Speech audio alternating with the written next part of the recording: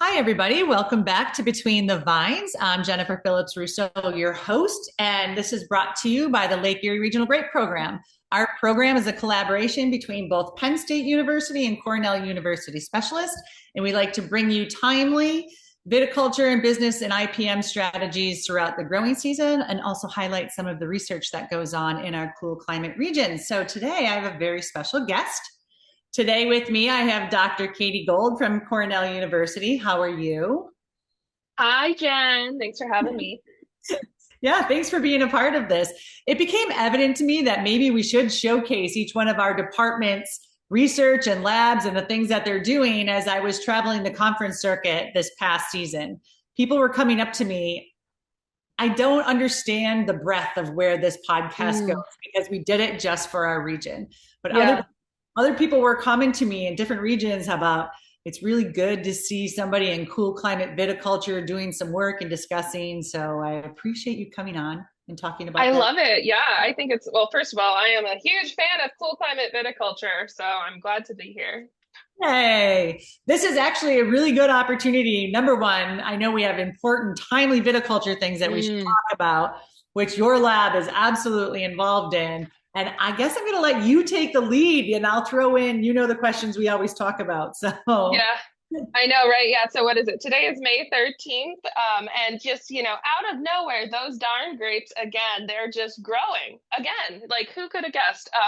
So it's spray time. That's what it is. Where we put on, and I'm saying the royal we, as Dave Combs is our field research manager here at Cornell Grape Pathology. So the royal we, aka Dave, put on the first sprays of the season in our pathology vineyards yesterday. So it's off to the races right now, as I'm sure it is for others in cool climates, especially. Well, actually, I heard earlier this year, I was talking to some people from Texas, which is not a cool climate. We had not even finished pruning, and they're like, "Oh yeah, we've got bloom." I'm like, "What? right, right. What?" Craziness. And things because of the weather that are here are just taking off, like you had mentioned. Yeah, But unfortunately, you've got to play with the rain too. So we had I one day know. this week that was really optimal for people to spray. I know, I know. I was looking out the window yesterday thinking like, God, today is a great day for spraying and for remote sensing. Not a single cloud in the sky. It was awesome. It was gorgeous yesterday. So that puts us, especially in our region. So the Concord Mhm. industry in our region, we keep this historical phenology set. And we have sentinel vines that the research team goes to on an almost daily basis during the beginning of Mm. the season.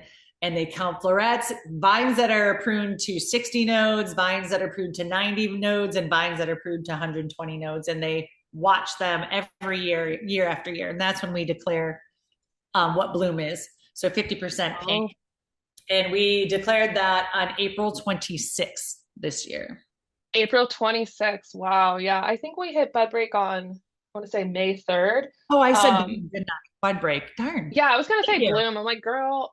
Oh, it's early. It's But early. God bless them. Our sleepy vignoles, they're still resting peacefully. Like everyone else is off to the races. For example, like our Niagaras are this year too. So super exciting is that we're launching four new field trials, which is a really big thing for us. One of which is we have two new vineyards that are supported by the USDA NEFA SCRI Vitis Gen 3. And with that, we were able to establish these new vineyards with modern varieties that are not yet released from the Cornell breeding program. And we did that 2 years ago. Actually, we planted them on the day of the May massacre, aka the late season frost we had in 2023. Thank God they made it. um, and this is going to be our first year trialing with them, so we're really excited. But those little buddies, they were like gone, man. They were like, "Zoom, time to grow." So you could tell they were bred in a cold climate viticulture program. Which is really good for Downey. I Look know, at gosh. Downey. Yeah, yeah. Should I like say what I do, like what my program does? I just said I'm Katie Gold, like I need no Absolutely. introduction, like Beyonce. Yeah, right. You need a fan going on. Yeah, please talk about it. And I Yeah. could read it from the website if you wanted to as well, but I think it's best coming from you. You guys have your hands in so many different things. Oh my goodness, yes, we do. So I'm Katie Gold. I'm Cornell's grape pathologist. I started in my position in February 2020, so a very uneventful time if you happen to remember. But my program Don't is remember. We I don't don't remember. remember Yeah, it. no, we've I'll just just like ignored it. leaned in. Yeah. Yeah. So I'm very proud to be the steward of Cornell Grape Pathology. Here at Cornell Agritech, we've had over 50 years of excellence in grape pathology. So I'm very grateful and glad to be able to steward it through this next generation of viticulture. And my program really focuses on disease detection and management. So we span from the fundamental to the applied, and we specialize in the use of optical sensing, so remote sensing, proximal sensing, and digital agriculture tools for early detection. We're known for our work with NASA. We're also known for our extensive applied work with biofungicides in our nearly 10 acres of pathology vineyards. So across the board, we've got what feel like an octopus often, a tentacle in everything, a finger in every pot. It's really cool though. I do really appreciate that we span such a wide breadth from the very applied, like how does the fungicide work? When does the fungicide work best? And especially focusing on these biologicals, there's so much yet still unknown in terms of, well, how do they actually work? How do we best design a program to integrate them? All the way to using novel remote sensing data streams for disease management. I have previously had a project with NASA doing global disease susceptibility assessments. I work now mostly in advancing the use of imaging spectroscopy for disease detection. And also, most importantly, I would say, is taking an integrated approach to the use of optical sensing for disease management, especially in grapevines. Oh, getting out of breath. I get so excited. Yeah, me too. So just when we talk about your imaging and optical imaging, what sort of imagery are you using? Like, I know Yeah, that that's a great our lab, question. yeah, thanks. At our lab, we do the proximal. So we have NDVI sensors right on the sides of tractors that go right up against the vines as we go through. Yeah, I'll be so real, Jen. Like, what aren't we using? I know. We've got That's why I'm like, Katie, just talk. Yeah, so we use sensing modalities that span the range of kind of like simple quote unquote RGB, so just like a typical camera, all the way to like the Cadillac of cameras, what we call imaging spectroscopy. It's also quite frequently known as hyperspectral imaging. And we use them at a range of deployments. I like to say that we're deployment agnostic, working with these tools both at the contact level to try to derive fundamental insights into why these technologies work and how best to harness them, to proximal. So we have lab-based hyperspectral sensing, we have lab-based RGB imagery. We have two different microscopes, one of which is hyperspectral, to get super fine resolution spatial and spectral information that helps us advance breeding insights, as well as fungicide detection and sensing. We also work quite a bit with field-mounted rovers for proximal sensing. I partner very closely with Dr. Yu Jiang's CARE lab, the Cyber Agricultural Intelligence. What's the R stand for? Robotics. Yep. Okay, there we go. Because that's what that's kind of like the phytopatholobot gets a lot of press. So I love partnering with him, especially working with the robots in the field. This season, we're going to have 3 new robots patrolling the vineyards to do validation for our remote sensing work as well as our applied disease management work, because it's simply not feasible for us to scout all 10 acres to the level of depth that we would really need to derive like interesting insights. And the robots, on the other hand, they don't complain. They don't want to go see an interesting seminar. Right. They're happy to go at night, etc. But anyway, so we're really excited to be partnering with him. And additionally, we work with UAVs, and what we're often known for, though, is our work with airborne and spaceborne sensing. So my program is funded by NASA. We're very proud to be one of the only specialty crops represented in NASA Acres Agriculture Consortium. I'm the institutional PI for NASA Acres here at Cornell. This, just by the way, I have to interrupt you because that's not something that you should like gloss over. I mean, that is huge. And you're bringing it to cool climate viticulture as well. So I really appreciate those connections and relationships that you have built. And that's just through the work that you've done. You've proven yourself. So I'm very thank you. Yeah, well, I was super excited to be able to bring out NASA leadership, NASA Earth Science leadership to our cool climate viticulture last summer with the Space for Ag New York tour. Dr. Karen St. Germain, who's the director of all Earth Science research at NASA, as well as Brad Dorn and Dr. Alyssa Whitcraft, Brad Dorn is the agricultural program manager at NASA headquarters, and Dr. Whitcraft is the program director for the ACRES Consortium, as well as a cohort of other NASA people came out last summer to come go on a wine tour, right? We were in the Finger Lakes. We also got to go out to Lake Erie. It was awesome.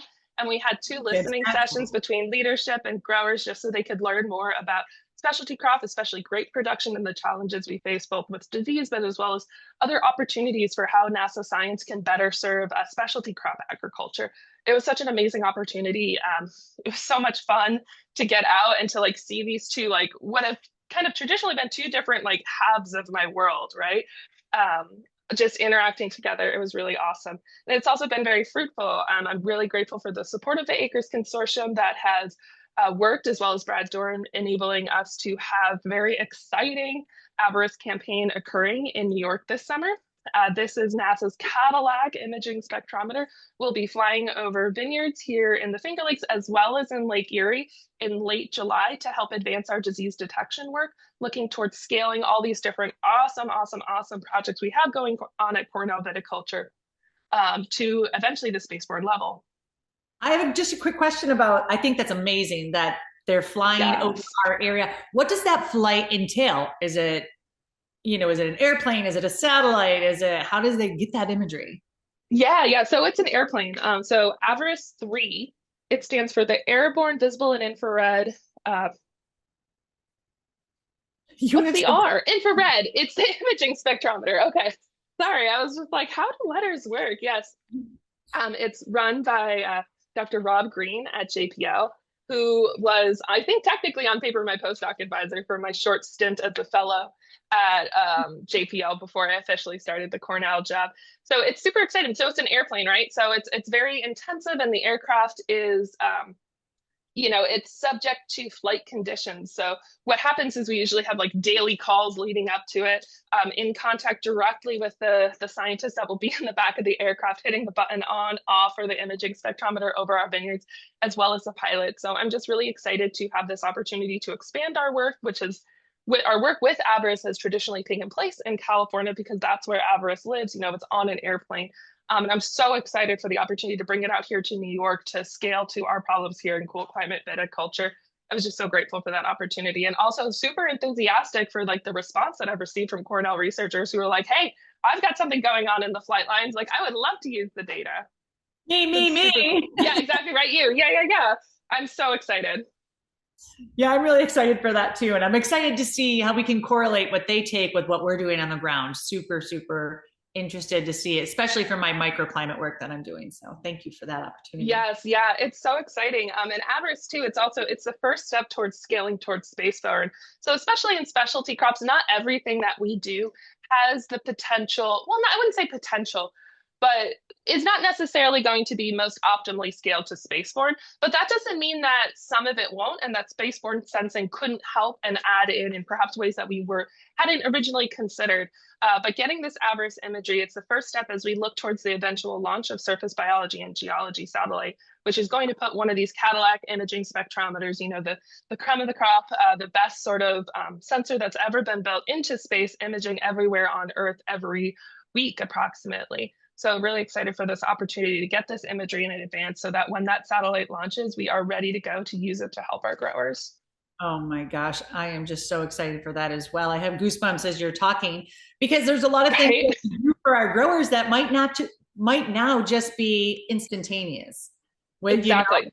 So really great tool for them to use to just hit a button and get some information. So really exactly, yeah. So we're super excited to be working with MyEV so that hopefully everything will plug into pipelines that growers are already kind of familiar with. Additionally, too, so Nick Gunner, who was one of the original devs working with Dr. Terry Bates to develop MyEV, has since joined Cornell as a PhD student and is funded by the NASA ACRES Consortium. And we're using one of his development tools from his PhD project as a crowdsourcing application for validation. So we'll be sending out some super cool information about using the farm ecology network to let us know what's going on in your vineyard when avarice flies over. We're really looking to expand our utility I'm personally interested in disease sensing, but that doesn't mean that's like, I mean, well, according to me, the pathologist, that's the most important and only thing worth studying in a grapevine, right? Of course. But we're really excited about seeing to what extent we can capture other things of interest viticulturally that are going on, like your microclimate study, and getting participatory data from growers so that we can make these models that we're building as best we can to best be able to help people use them. That's fantastic. So that's huge. That's amazing work that's happening. And it's NASA. Come on. Right? It's cool. But that's not all that you do. And something that is really extremely important to our growers, at least in the East cool climate viticulture, is the potential loss of Mancozeb. And Oh, you yes. touch base a little bit on your biofungicide program. So I just want to say, like, from our side, thank you, because we keep losing chemistries, but we're not getting anything to replace them. At That's least so real. Yeah. Before we move on to Mancozeb, which I am happy to talk about ad nauseum, it's like it's so funny. It's like the two ends of the Katie Gold spectrum blowing up right now, getting ready for field season, both like the applied as well as the NASA. I do just want to say that while our work has been very actively supported and cherished by NASA, um, NASA Science Mission Directorate is under threat right now. They've been a 50% budget cut proposed. We're really concerned about the impact that this would have on our ability to do research, as well as our ability to serve our stakeholders moving forward with these projects that we've been funded for. So it's a tough time to be in the NASA community, but we are really hopeful. These budget cuts are not yet official, but I just wanted to share that while we're really excited and about moving forward this summer, the kind of long-term trajectory of the work is under threat with these proposed budget cuts. That is a shame. Is there anything that the grower population can do? Is that like they going to legislatures about the importance or the support for? Is there anything that you? Yeah, I mean, I think it's important that if whomever is listening to this podcast is interested and excited about this work and its trajectory, to let your lawmakers know that you don't support budget cuts to research. I'm talking specifically here about the proposed budget cuts to NASA research, but this also applies for USDA NIFA research, which funds most of what we do, as well as many other forms of research funding from the NIH to NSF that really help support all aspects of the American economy. Yeah, thank you for that. Yeah. Mancozeb. Let's Make chat. it, yeah. Space and NASA, Mancozeb. Mancozeb. Slide side of things, which is super important because we should be doing a Mancozeb spray right around now. I know, right? Like typically that's what we're doing. And actually, the very first spray of the Pathology vineyards that was made this season was actually in our Mancozeb replacement trial in Concord. So thank you very much, Dr. Justine Vandenheuvel, who has generously donated her Concord vineyard to the Pathology vineyards. I'm not sure if the Concords themselves are so thrilled about this to go from a viticulturalist to a pathologist, but we're really excited to be working with Dr. Kyle Bacalja, who's our new grape IPM specialist, to do a Concord study about how to design replacement disease control programs for Concord specifically, where we're optimizing on price. Mancozeb and many of the other tools that Concord growers rely upon, such as Xyrem's also been removed, are really cost effective. So what we've done is we've taken a standard Concord program, kind of like the average program, and calculated the average cost for what it costs to do that program on a per acre basis. And we've done a couple different optimizations for our experimental treatments. One that aims to price match it directly, one that I think is about a 15% increase, and one that's around a 30% increase, to understand to what extent disease control is to try to benchmark that, right? Like, okay, if we're going to price match exactly what it costs to run a Mancozeb heavy program, what is the disease control outcome that we get?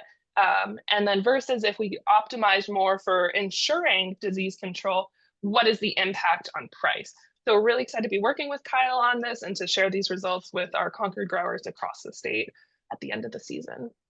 Yeah, that's fantastic. And what I also appreciate about this project is that thank you for actually focusing on the Concord industry, because their profit margin is very small compared to climate viticulture.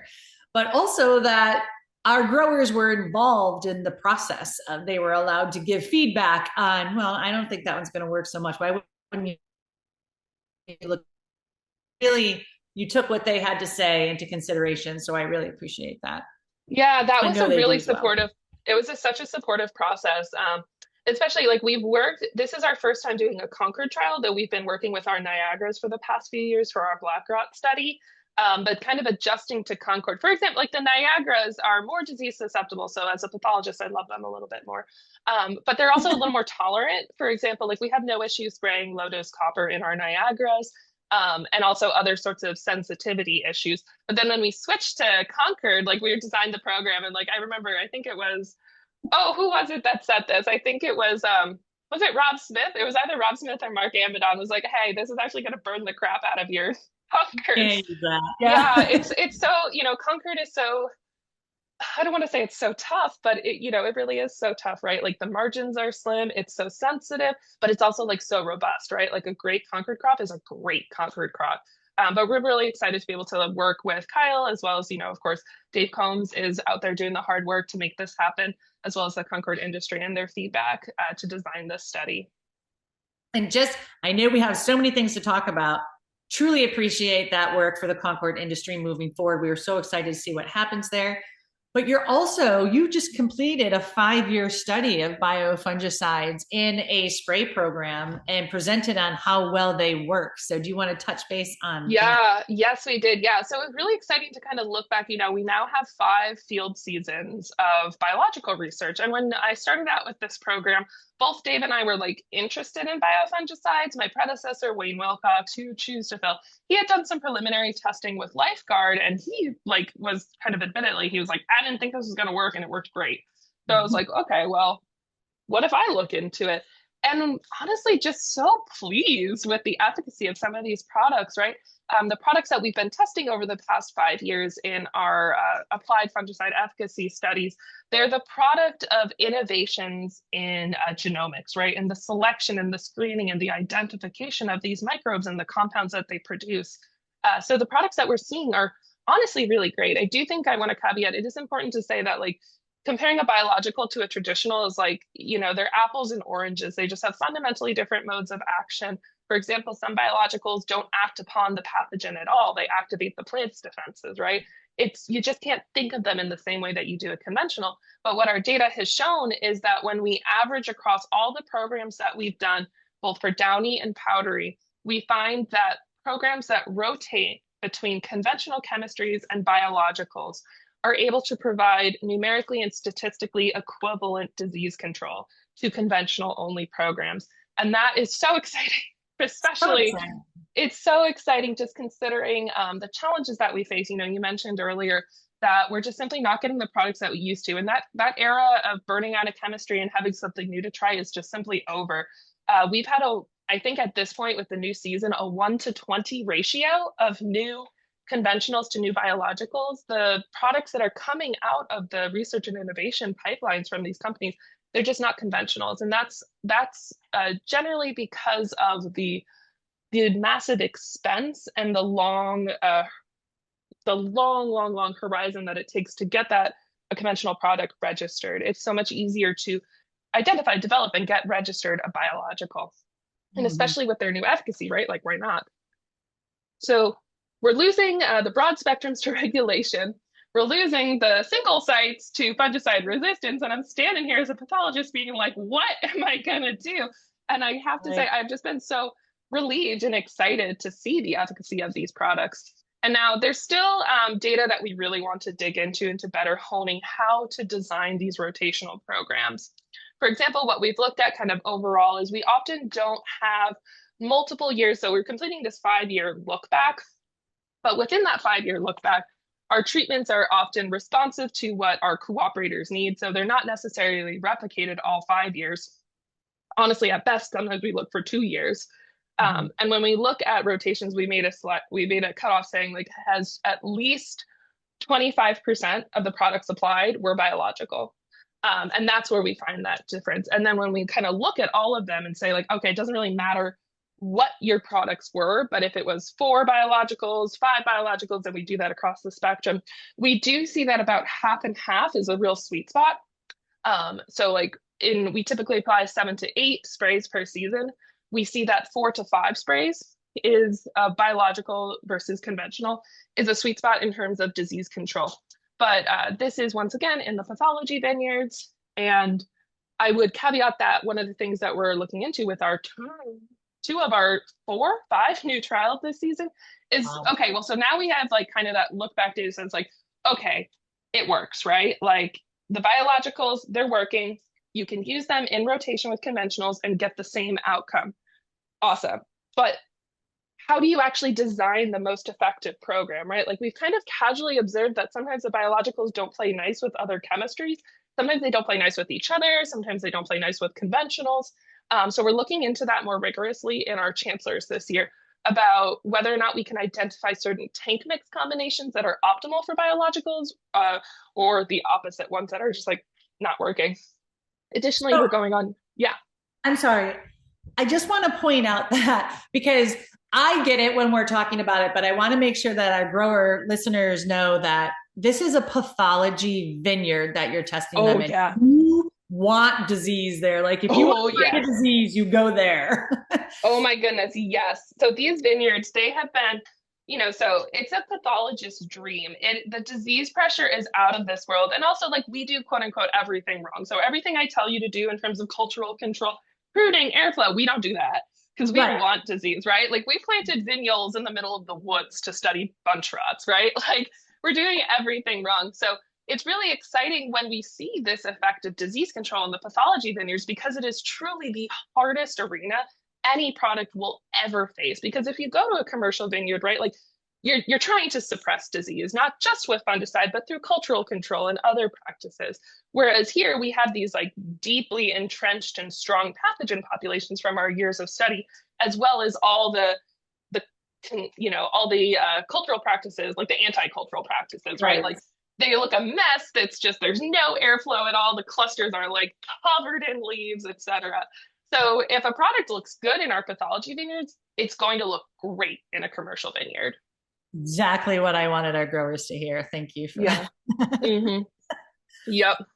That work is so exciting. And not only is it exciting that we're going to have new products to put into our toolbox, but that will save sort of the efficacy or a longer duration that we'll be able to use them before resistance. Exactly. And that's what like truly excites me the most, right? Because resistance management and the onset of resistance in a pathogen population, it's truly a numbers game, right? Like these mutations just happen randomly and you can't stop that. That's just how the world works.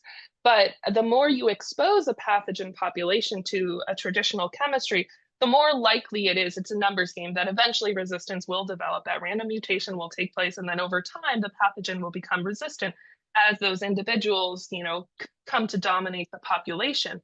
So simply just by integrating biologicals, even just like one spray, maybe 2 sprays per season, you're reducing the amount of exposure that your pathogen population is getting to those traditional chemistries.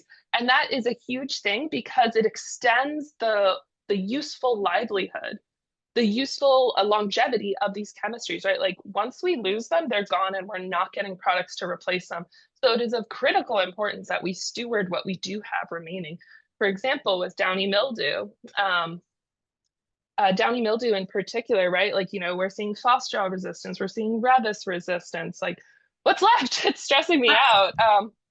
And that's why it's so important and so exciting that we're finding that we can get equivalent disease control when we use these biological rotations, because it reduces the exposure of the pathogen population to these precious chemistries that we have remaining so that we can continue to use them at those critical disease control points for decades and more.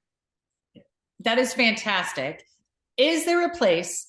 I know Appalachian Cornell has some articles out there. If some of our listeners were interested in what you have tested, is it available online somewhere that they could go to?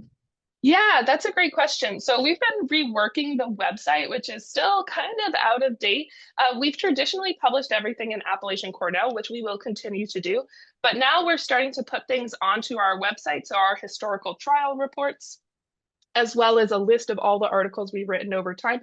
But most importantly, you can consult your guidelines. So nothing goes into the guidelines unless it's been tested for at least 3 years in our pathology vineyards. We update that annually. And so in your guidelines, you can find our best practices recommendations for biologicals, and conventionals too. Like we still do test them that have passed muster and how they perform on different diseases.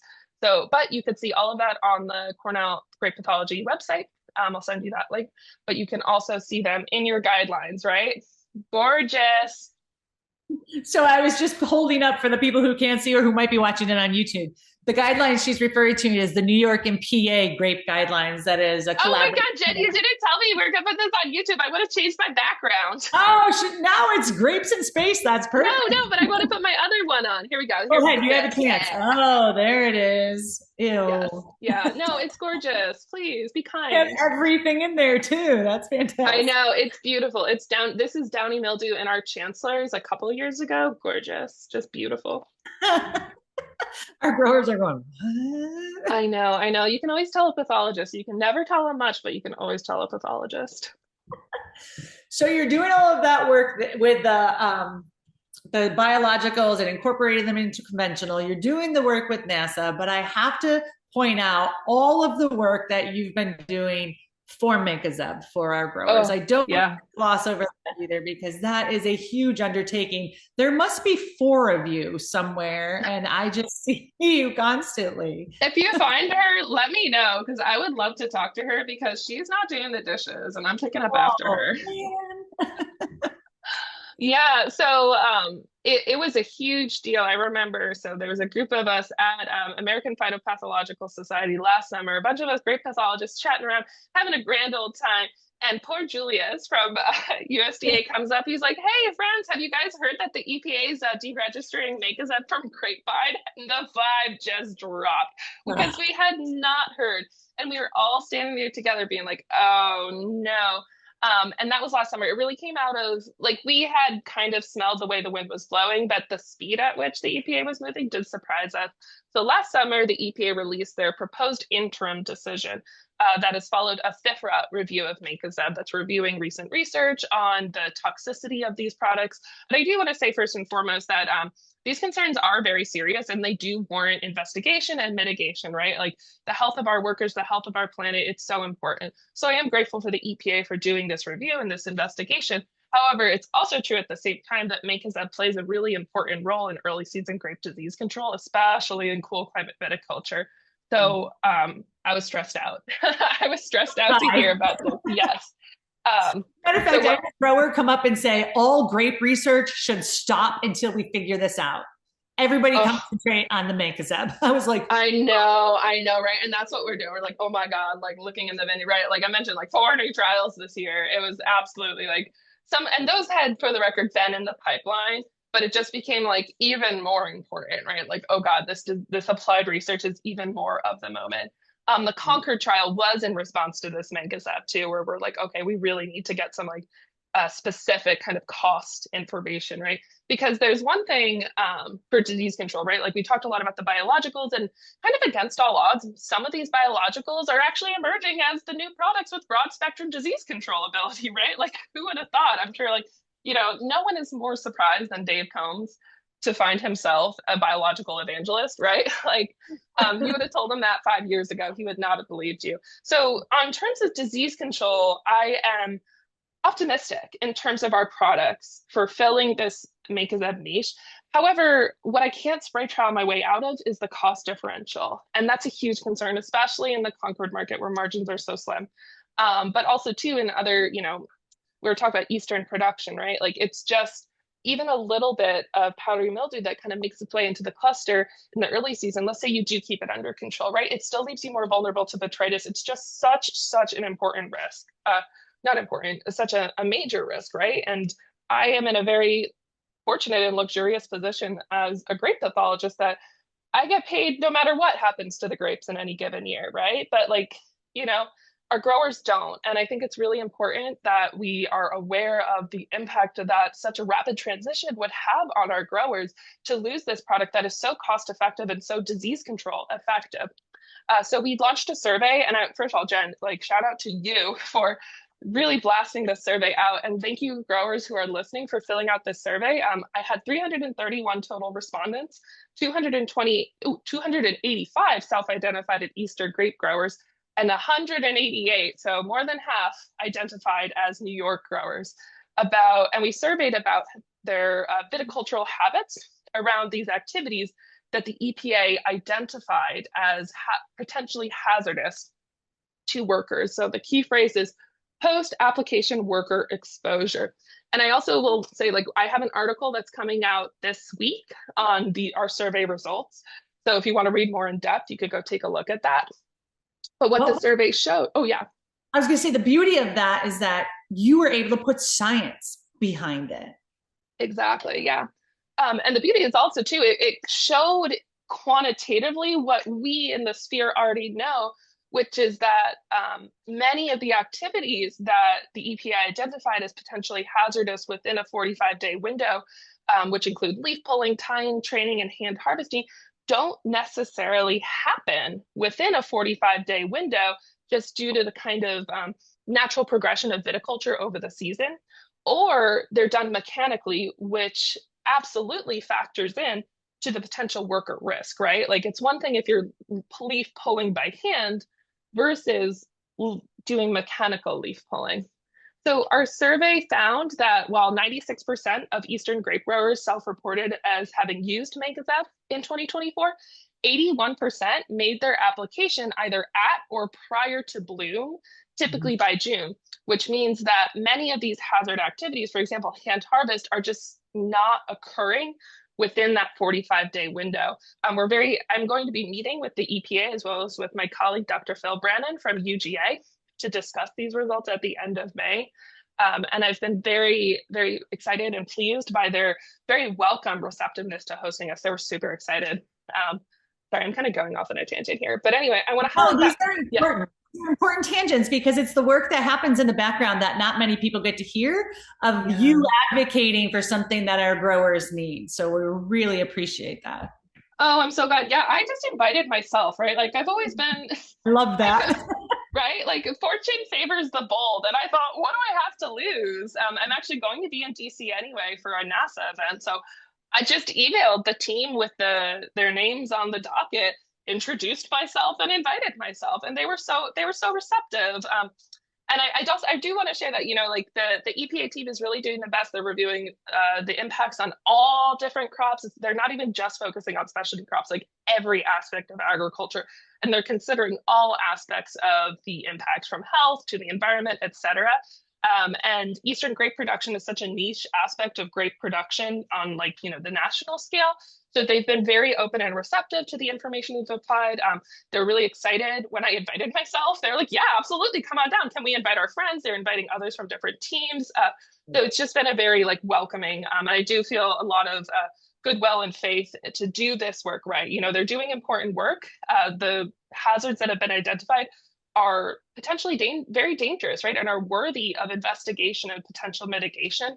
But it's also important that they truly understand exactly the habits that we use Mancozeb, right? Like how many of these practices are mechanized, how the timing of Mancozeb usage. But that said, you know, there are things that do warrant further investigation, right? So as of right now, there's a proposed deregistration. But what we're advocating for is either regional use or conditional use. For example, one thing we just kind of can't get around is thinning, right? Like thinning will, based on typical use patterns, thinning would certainly occur within a 45-day window if you wanted to do that by hand. But hopefully they'll be able to put something forward saying like, look, you want to use Mancozeb? Can't use it if you want to hand thin, right? And then at least in the choices within the grower's hands, so that they can make that cost benefit analysis for themselves. Like what's more important, doing this thinning by hand, switching to mechanical, or being able to use Mancozeb, right? And I think that's just really important to fully understand the landscape that around the activities that could potentially yield risk and how there are actions already being taken just by the majority too, to reduce that hazard. I think it's a really important thing to iterate to people listening is that people aren't doing this to be mean and take things away. I think they are truly doing it for human health risk. So let's keep everybody safe and support it with science that not all of these viticultural practices are happening by hand or during that time. So thank you so much. I mean, those are huge subjects. We could probably had 5 podcasts. Well, in case you want more, I've got 2 articles for you, one on Mancozeb and one on our biologicals. So the biologicals was written by Dave, and you'll find his voice throughout. I love his voice. And the Mancozeb one you'll see is written by me. And those are going to be on your website?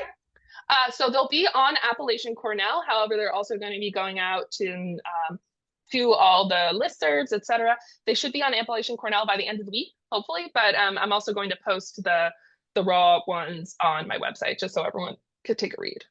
And if you are a member of the Lake Erie Regional Grape Program, they're going out in the crop update in the newsletter as well. So it's going to be there, and that'll be on our website in the archives after that. Yeah. Sweet. Yeah. Well, you're amazing.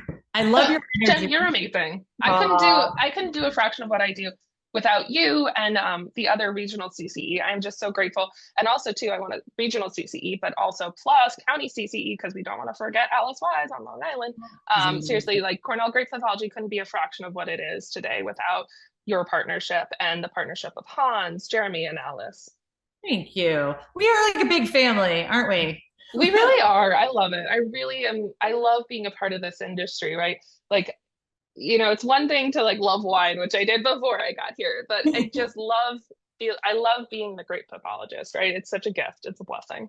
No, we are really blessed to have you. So thank you so much for taking time out of your very busy schedule to join us for our listeners. And hopefully we can have you back for something else as it goes through. Yeah, how about later in the season too, right? Like, let's talk bunch rots, baby. Let's see what's going on. Do it. But right now, get out there and start that spray program, because protect those grapes, especially those of you who frosted last season and potentially have a very large crop out there. Let's take care of that. Yes, and before you spray, please calibrate your sprayer. So take a look and make sure that yep. Oh, I don't know. There's a little place called the Lake Erie Regional Grape Program that has a sprayer calibration program. Nice. What a great resource. Reach out to Meg and Luke and set up your time to have that. Well, she's already done it with it's already underway, and she's been calibrating sprayers across the region. And people who even have computers, and I don't want to take her thunder, I'm going to bring her on to talk about it more. It's definitely worth it. Make an appointment. Thank you. It's so totally worth it. And I will admit, like this is kind of the edge of my expertise, right? Like my expertise is what goes into the tank, not how it gets out. But I've just been totally floored by the impact that mechanics of the sprayer can have, as well as the formulation of the product on efficacy. And just remember, it doesn't actually matter what you put in the tank if it's not getting out onto the grapes where you need that product to be. Right. Thank you for that reminder. If the listeners out there have something that they want to hear about, and just reach out via our email, find us on the website, lergp.com. Thank you, Dr. Katie Gold, for joining us. I'll definitely have to back to talk about bunch rots. And everybody take care, and let's go for this growing season. Let's have a great season. Yeah. Thank you, everyone. Thank you, Jen.